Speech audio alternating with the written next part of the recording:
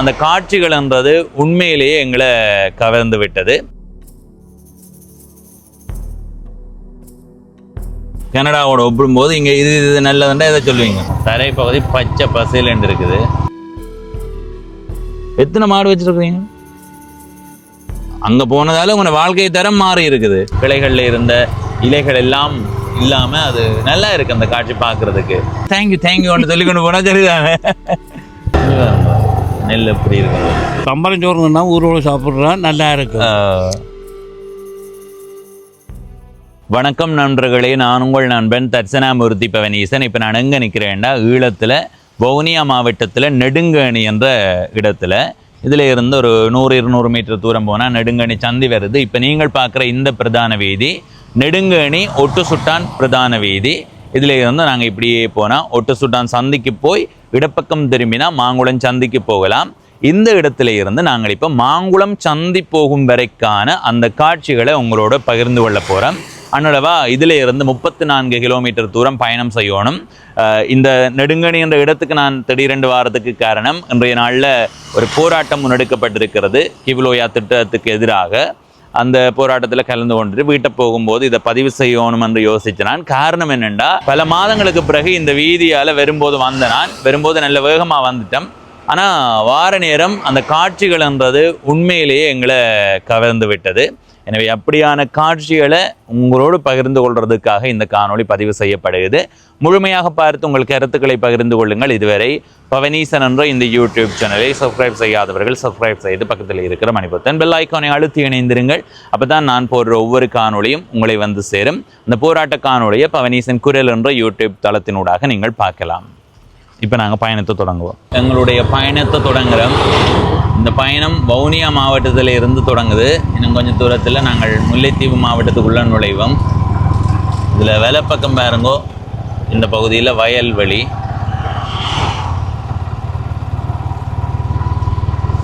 சரி, இப்படி போகும்போது நாங்கள் பார்க்குற காட்சிகளை உங்களோட பகிர்ந்து கொள்கிறோம். நீங்களும் பார்த்து ரசிங்க. சரியா? சரிதான். அடுத்தது பசிக்குது மக்களே. இன்றைக்கி சாப்பிடல, நாங்கள் இன்னும் விடியவே வலிக்கிட்டு வந்துட்டோம். அதனால் வீட்டை போய் தான் சாப்பிடுவோமான்னு கேட்டால், இல்லை இடையில் எங்கேயாவது சாப்பிடுவோம். இந்த பகுதியிலையும் பாருங்கள் வயல்வெளி தான், திக்காக வயல்வெளி இருக்குது. இது கொஞ்சம் குடியிருப்பான பகுதி, அதால் இப்படி இருக்குது.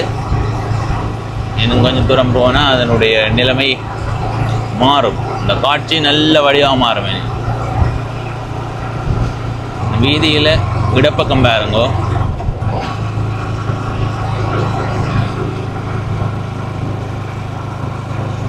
நெல் காய போட்டு மூட்டை கட்டி கொண்டிருக்கிறார்கள். நேற்றெல்லாம் சரியான மழை. சில காணொளிகளை பார்க்க கிடைத்தது. அப்படியான காணொளிகளை பார்க்கும்போது தான் இந்த கமம் செய்கிறவர்களினுடைய வலி தெரியும். பெரிய மழை வந்து வீதியில் போடப்பட்டிருந்த நெல்லெல்லாம் நனைஞ்சு போச்சுது. அப்புறம் ஒரு நாள் கூட 2 நாள் கூட காய போட்டு தான் திரும்ப மூட்டை கட்டலாம்.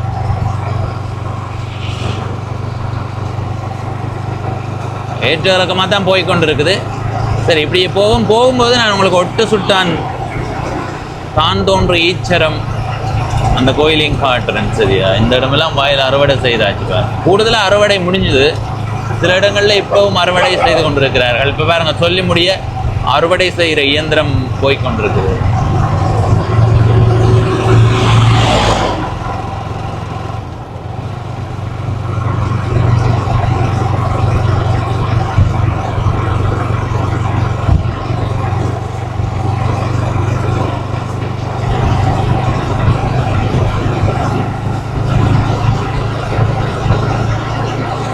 இடப்பக்கம் பாருங்க, அங்கே தூரத்தில் பாருங்க. அருமை அருமை.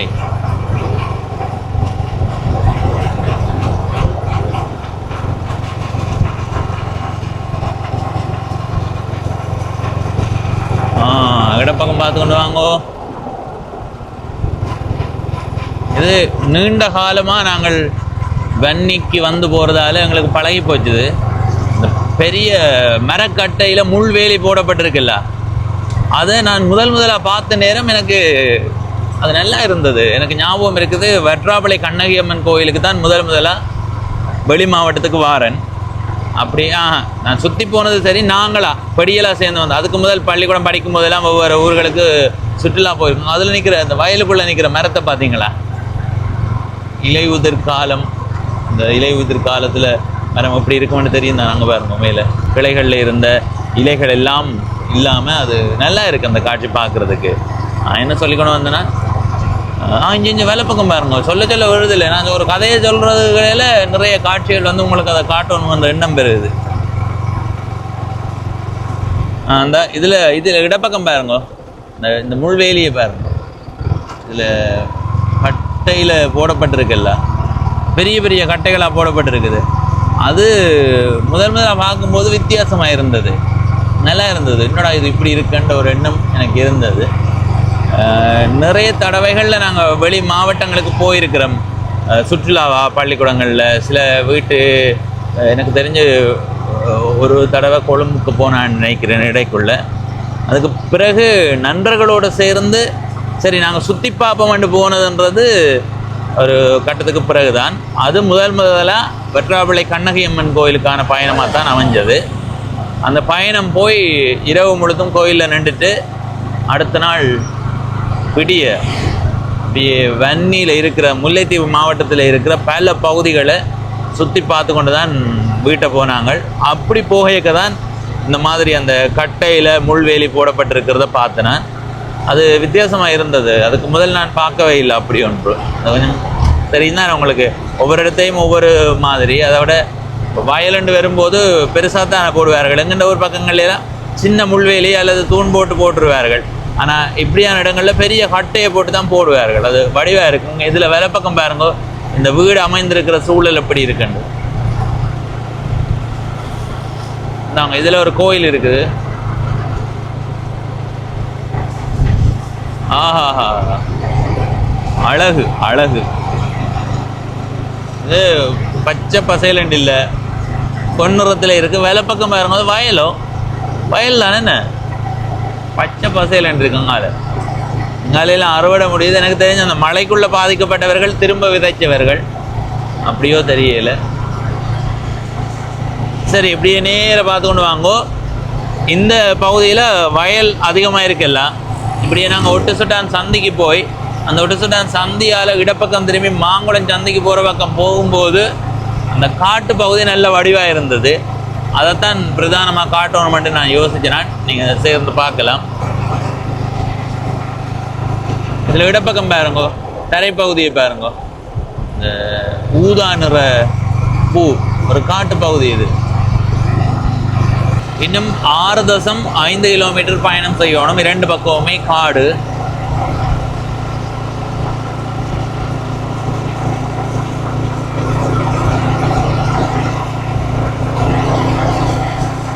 சரி, தொடர்ச்சியாக கொஞ்சம் தூரத்துக்கு காடு தான்.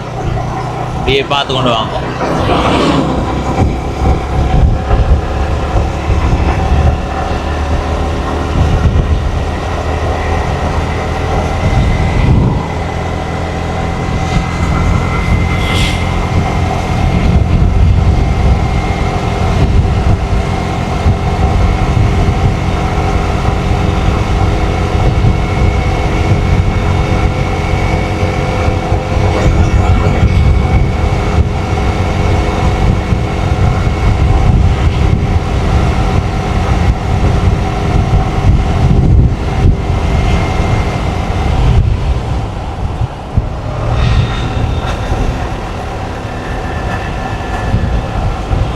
இதில் ஒரு ஐயா நிற்கிறார். ஐயாவோட கதைப்போம்.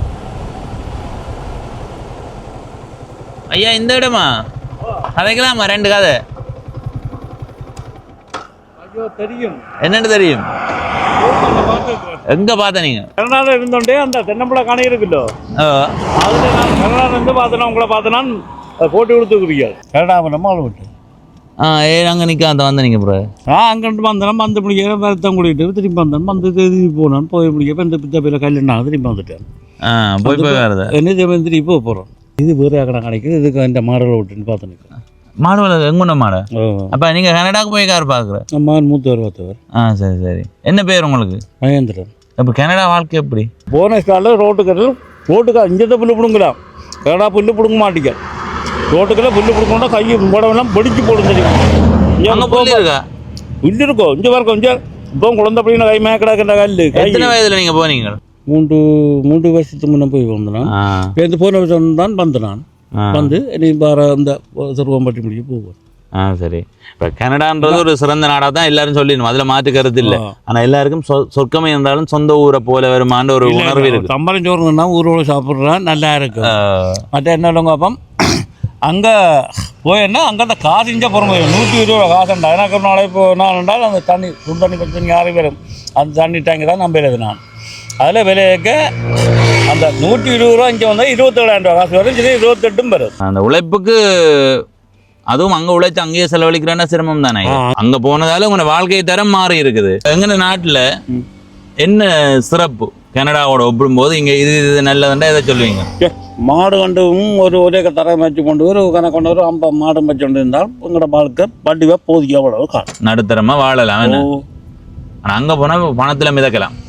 பணத்தில் மிதக்கலாம். அங்கே போய் வெள்ளக்காரண்டு பேச்சு கெடுத்தான மேடம் தப்பு தண்ணி டேங்க் கொண்டு கொண்டு சாதா கருப்பிடுனா வந்து பேசுவாள். என்ன பேச்சு பேசுவாள் இல்லைங்க. அதுக்கு எனக்கு நல்ல நாங்கள் வந்து நல்லா வாழலாம். ஏன்னா பேசுறது எனக்கு விளங்காது. அப்படித்தான் செய்கிறோம். எனக்கும் அவங்கள இந்த பாச விளங்கான என்னோட ஜல்மந்தாக்கலான்னு பேசுறதா இப்போ சொல்லுவேன். என்ன பேசுறேன்னு தெரியாது. வாழ்த்துற மாதிரி நினைச்சா சரிதானே. கொஞ்சம் கொஞ்சம் பிள்ளைங்க இங்கிலீஷ் கொஞ்சம் இல்லை இல்லை அவே பேசக்க அவே எங்களை வாழ்த்தின்னு மட்டும் தேங்க்யூ ஒன்று சொல்லி கொண்டு போனா சரிதானே. இப்போ எத்தனை மணிக்கு இங்கே வந்து நீங்கள்? நாங்கள் ஆனவங்கள வந்துட்டோம். எத்தனை மாடு வச்சுருக்கீங்க? இப்போ ஒரு 50 மாடுகள் அன்னைக்கு. எல்லாம் எருமை மாடு. 10 மாடுகள் உண்டு. எல்லாம் கொடுத்துட்டோம். நிற்கிது கொஞ்சம் மாடலாம் மொத்தம் பற்றி பார்த்தா காண இவிடம் இவிடம் இது கந்தரோட. என்ன எப்போ வளைக்கிறீங்க? நான் சிறுவம் பேச்சு தான் போவேன். சிறுவம் பேச்சா போவீங்க? சிறுவம் இந்தியாவில் சிறுவம் இல்லை. இது குளவழி இல்லை. இது இல்லை நீங்கள் சிறுவம் விதைக்க போகிறேன்னு சொன்னீங்க. இப்போ விதைக்க தொடங்க பங்குனி அளவில் பங்குனி அடிச்சது தான் நாங்கள் காத்து. அப்போ சிறுவம் விதைச்சு அறுவடை செய்துட்டு தான் போக போகிறீங்களா? விதைச்சு கொஞ்சம் நடையலாம். போய்க்க யாரோட போகிறீங்க? தனியாக பாதை தெரியுமா? என்ன காட்டை கிடக்கு காட்டை கொடுத்தா போகிறோம். என்ன பாதை இருக்குது. சரி, உங்களை கண்டு கதைச்சதுல மகிழ்ச்சி. சரி, அந்த ஐயாவோட கதைச்சிட்டு அடுத்த கட்டமாக பயணம் செய்கிறோம். மழை வந்து விட்டது. நாங்களும் நினைக்கிறோம் மழை வெராட்டி நல்ல மண்டு. ஆனால் மழை வந்துடுது. இதில் இடப்பக்கம் பாருங்கோ, நெல் காய போட்டுருக்கு பாருங்க. திரும்பவும் மழை வந்துடுது. மக்களே எவ்வளவு சிரமமாக இருக்கும் இந்த மக்களுக்கு. சமம் செய்கிறவர்கள் சரியாக கவலைப்படுவேன் மழை வந்துடுதுண்டு.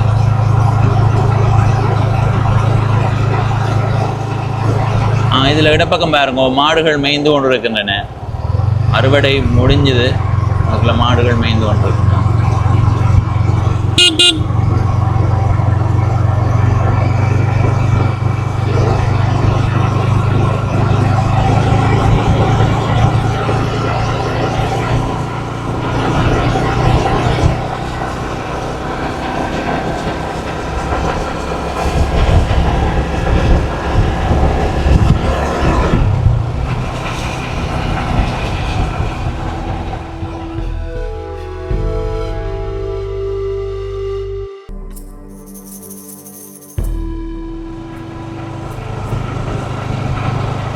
வருங்க மழை பெய்து நெல்லெல்லாம் வெள்ளத்தில் மூழ்கி போய் கிடக்கு. படுத்துடுது சில இடங்கள்ல.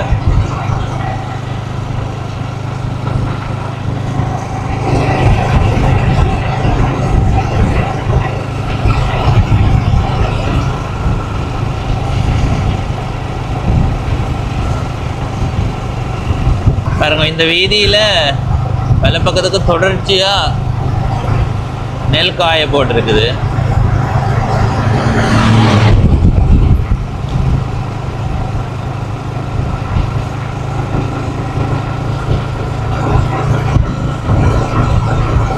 இதில் வேலை பக்கம் பாருங்கோ, அந்த வீட்டுக்கு முன்னுக்கு நிறைய தென்னை மரங்கள்.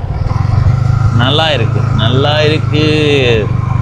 நாங்கள் இந்த ஒட்டு சுடான் சந்திக்கு வந்து நாங்கள் இந்த கோயிலை கடந்து போக முடியாது. கோயிலையும் உங்களுக்கு காட்டி கொண்டு போகிறோம். இதில் வேறு நிறைய மாடுகள் பட்டி அடைக்கப்பட்டிருக்குது. சரி, இப்படி நேராக போயிடுவோம். இது ஒட்டு சுட்டான் தான் தோன்று ஈச்சரம்.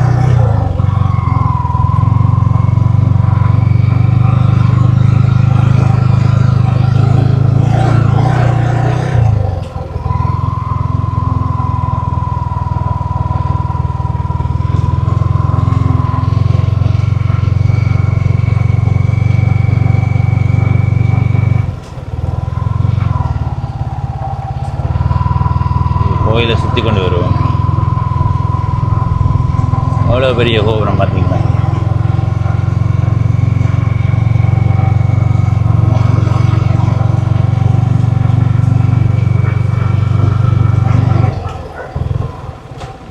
தரை பகுதியை வரும்.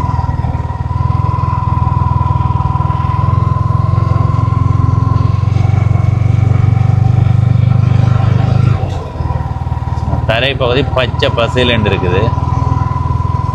கோயிலினுடைய வடக்கு வாசல்ல நிற்கிறோம். அவசரப்பட்டதுக்குள்ள வந்துட்டோம். இதில் இடப்பக்கம் ஒரு கேணி இருக்குது. கேணியை சுற்றி கட்டப்பட்டிருக்கிற அமைப்பே நல்ல வடிவாக இருக்குது. சில வேலை பக்கம் இருக்கிறது கோபுரம். கோயில் முன்றலுக்கு வந்துட்டோம். இனி இப்படியே போவோம்.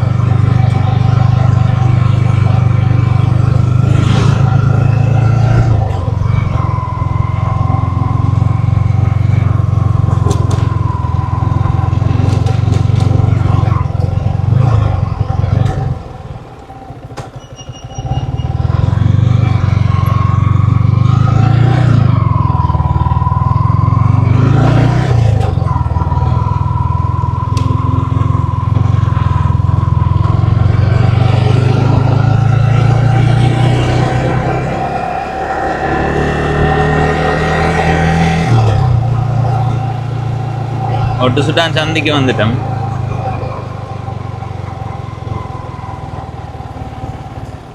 சரியா, இதால் இடப்பக்கம் போவோம். இதுதான் ஒட்டு சுட்டான் சந்தி. இதில் இடப்பக்கம் பாருங்க அந்த கோவில் பகுதியை.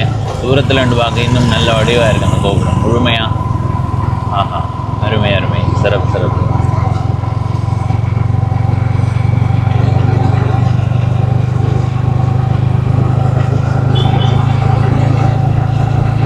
இதில் இருந்து இன்னும் 24 கிலோமீட்டர் பயணம் செய்யும்.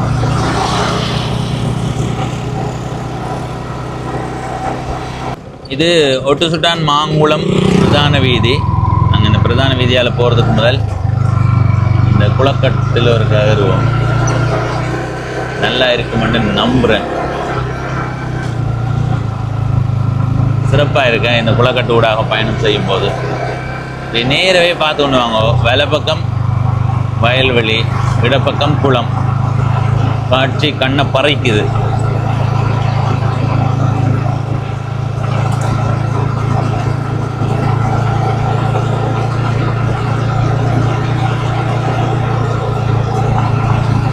இதுதான் வயல்களுக்கு நீர் போகிற வாய்க்கால்.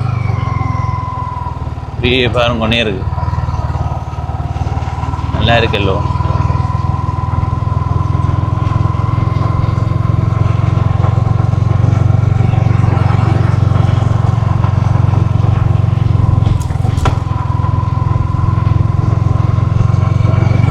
இடப்பக்கம் தான் குளம். சரி, இனி நாங்கள் திரும்ப பிரதான வீதிக்கு போவோம். இதில் முன்னுக்கு பாருங்க, அருமை அருமை, உண்மையாக நல்லா இருக்குது இந்த காட்சி. அம்மால அப்படியே வயல் பதிஞ்சு கொண்டே போகுது. இதுலேருந்து அங்கே பாருங்க, ஒட்டு சுட்டான் தான் தோன்றிச்சிற கோயில்.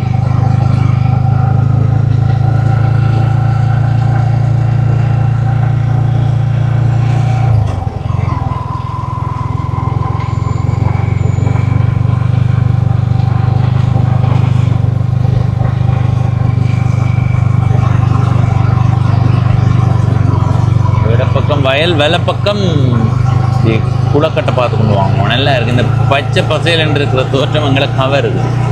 கவர்ந்து இழுக்கும் ஒட்டு சுட்டான்.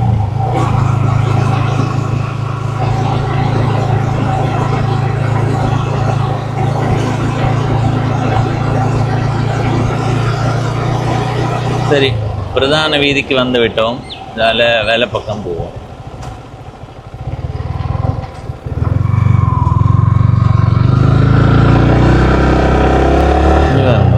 நெல் எப்படி இருக்குது. ஆனால் இது ஆய்வுக்கு உட்படுத்தணும் மக்களே.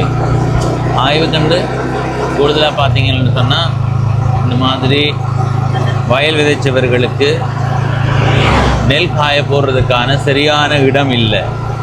அவர்களுக்கு அந்த சரியான இடம் இருக்குமா இருந்தால் இது தவிர்க்கப்படும். இதால் என்ன நன்மை இருக்குன்னு பார்க்கணும், தீமை என்னன்னு பார்க்கணும். நன்மை என்னன்னு சொல்லப்போனால் இந்த மாதிரி நெல் காய போடுறதுக்கு இடம் இல்லாதவர்கள் இப்படி போடுறார்கள், அது மட்டும்தான் நன்மை. தீமை என்று பார்க்க போனால் இதில் நெல்லை காய போடுறதால வாகனங்கள் போகுது, சில்லுறது, அப்படி இப்படின்ற 1000 சிக்கல்கள் இருக்குது. இப்போ அவ்வளவு சிக்கல்களாலேயும் நெல் எந்த அளவு பாதிக்கப்படும், அதால் உடலுக்கு தீங்கு ஏற்படுமான்ற வரைக்கும் ஆராயும். அடுத்தது விபத்துக்கள் நிறைய நடக்கிறது, அந்த விபத்துக்கள் பற்றியும் ஆராயும். இதெல்லாம் ஆராய்ஞ்சு இந்த கமம் செய்கிறவர்களுக்கு சரியான ஒரு இடத்தை அமைச்சு கொடுக்கணும். இவ்வளோ பெரிய வயல்வெளி இருக்கும்போது அது சிரமம்தான், இருந்தாலும் அதுக்கு மாற்று வழி என்றது தேடப்பட வேண்டும். தேடாமல் இருக்கிறது என்பது ஏற்றுக்கொள்ள முடியாத ஒன்று. இந்த மாடு ஊர்வோம் பாருங்க, நெல் மூட்டை கட்டி தயாராக நிற்குதெல்லாம் இப்போ தான் கொண்டு வந்தார்களோ தெரியல.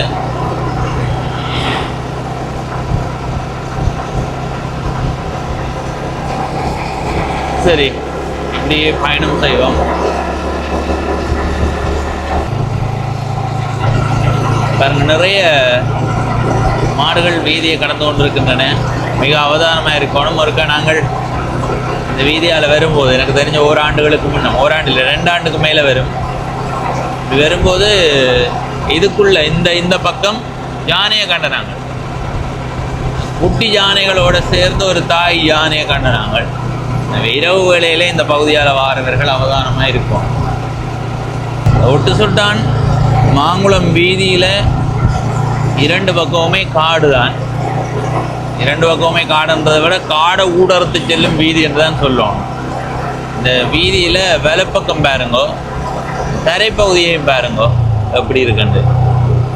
பச்சை பசையிலன்னு இருக்குல்ல தரைப்பகுதி, நல்லா இருக்குது சத்தியமாக. இப்படியான இந்த காட்சிகளை பார்க்கும்போதே மகிழ்ச்சியாக இருக்குது. அதே மாதிரி தான் இடப்பக்கமும்.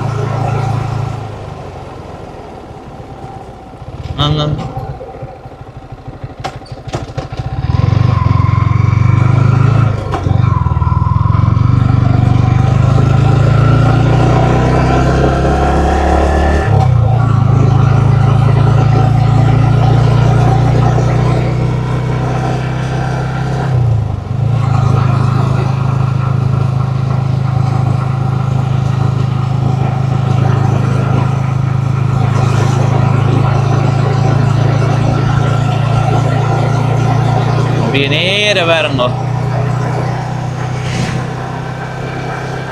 எப்படி இருக்கு, என்ன பச்சை பசையிலண்டு சட்டப்படி இருக்கு.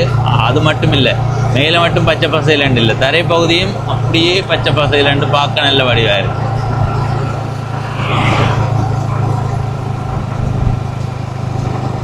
சரி, இப்படியே மாங்குளம் சந்திக்கு போவோம். போகும்போது பார்க்குற காட்சிகளை ரசித்து கொண்டு வாங்கோ. யானை நிற்குதுன்னு சொன்னால இதில் எழுதியிருக்கு பாருங்க. இதில் என்ன எழுதியிருக்கு?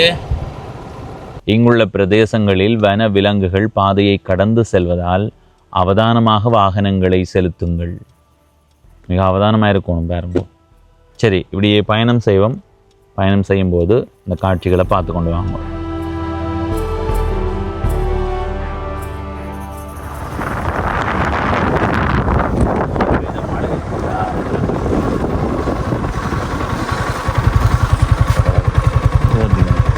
பாருங்க எப்படி இருக்கு.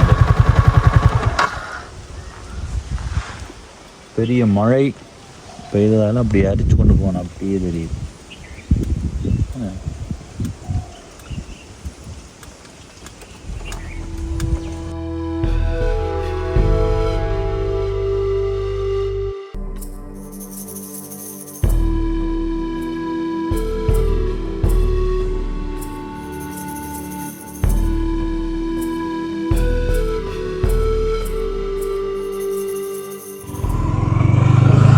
இன்னும் 10 கிலோமீட்டரில் மாங்குளம் சந்தி வருது.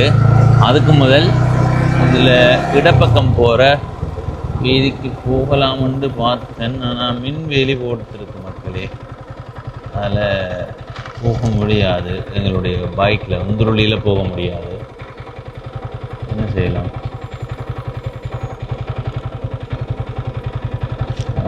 தவிர்த்து கொள்வது தான் நல்லது. ஆனால் இந்த காட்சி பார்த்தீங்களா அவ்வளோ வடிவாக இருக்குன்னு.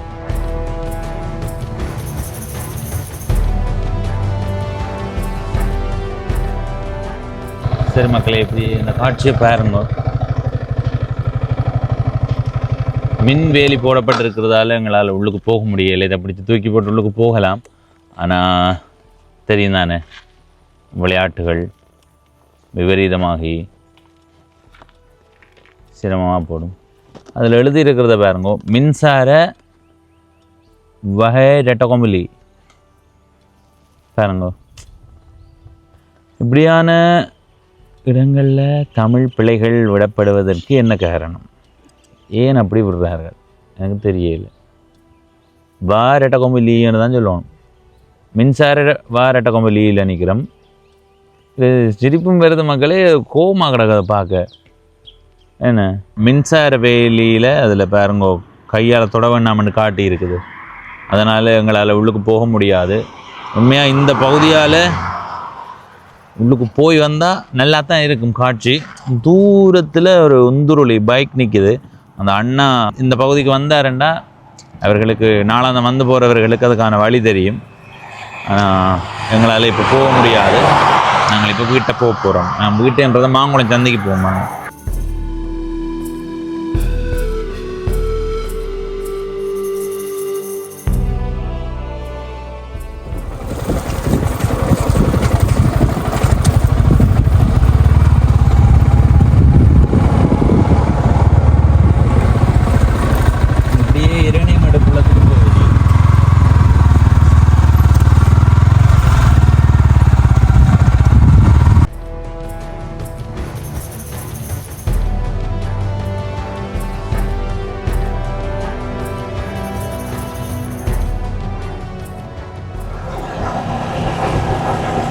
பயணம் செய்து மாங்குளம் சந்தையை நெருங்கி விட்டோம். வலப்பக்கம் பாருங்கோ வயல்வெளி. தொடர்ச்சியாக இன்றைக்கி வயல்வெளியை தான் எங்களால் பார்க்க முடிஞ்சது. கிடைக்கிற காடு. இதில் இடப்பக்கம் பாருங்கோ கோயில். மாங்குளம் மாவடி சித்தி விநாயகர் ஆலயம்.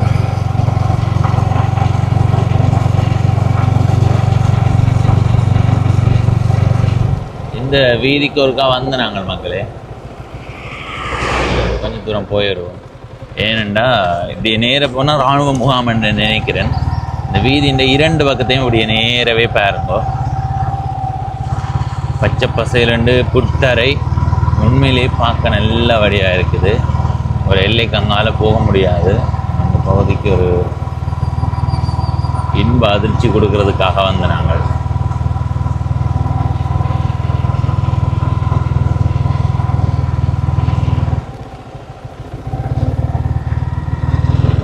திரும்புவோம். இப்படி நேர போனால் இராணுவ முகாம். இரண்டு பக்கமும் புத்தரை, அதை விட கிடைக்கிற பூங்கொன்று வைக்கப்பட்டிருக்குது. இது பிரதான வீதிக்கு போய் இடப்பக்கம் திரும்பி மாங்குளம் சந்தைக்கு போவோம்.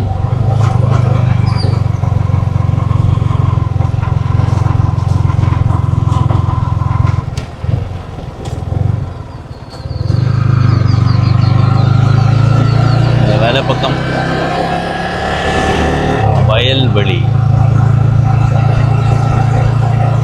இன்றைய பயணத்தில் காடு வயல் இந்த இரண்டையும் பார்த்துருப்பீங்க.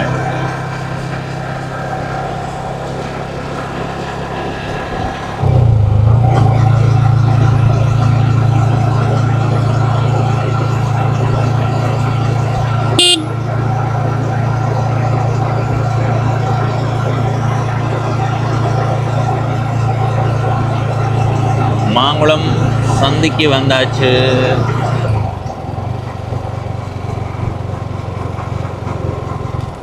சரி மக்களே, வேலை போய் நம்ம வீட்டை போக போகிறோம். சரி மக்களே, இப்போ இந்த காணொளியில் இருந்து விடைபெற போகிறேன். இன்றைய நாளில் இந்த காணொளியை முழுமையாக பார்த்து உங்களுக்கு நன்றிகள். இதுவரைக்கும் பவனீசன் என்ற இந்த யூடியூப் தளத்தை சப்ஸ்கிரைப் செய்யாதவர்கள் சப்ஸ்கிரைப் செய்து பக்கத்தில் இருக்கிற மணி பக்கம் பெல் ஐக்கானை அழுத்தி இணைந்திருங்கள். அப்போ தான் நான் போடுற ஒவ்வொரு காணொளியும் உங்களை வந்து சேரும். நன்றி, வணக்கம்.